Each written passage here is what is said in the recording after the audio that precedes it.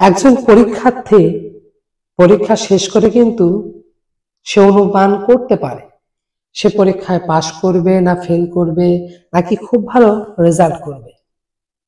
ঠিক তেমনি ভাবে মহান রব্বুল আলামিন আমাদের প্রত্যেককে পৃথিবীতে পাঠিয়েছেন পরীক্ষার্থী হিসাবে।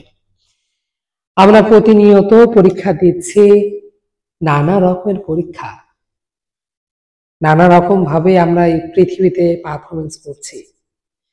আমাদের কাজকর্মগুলো আমরা কোনটা ভালো করছি, কোনটা মন্দ করছি, কোনটা সমাজের জন্য করছি, কোনটা নিজের জন্য করছি, নাকি সমাজকে ধ্বংসের জন্য করছি, তা কিন্তু আমরা নিজেরাই চাইলে একটু যাচাই করে নিতে পারি।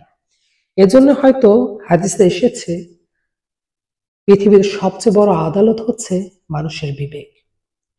মানুষ তার বিবেকের কাঠগড়ায় দাঁড়িয়ে বলে দিতে পারে যে সে ঠিক নাকি ভুল, সে কোনটা ঠিক করছে নাকি ভুল করছে।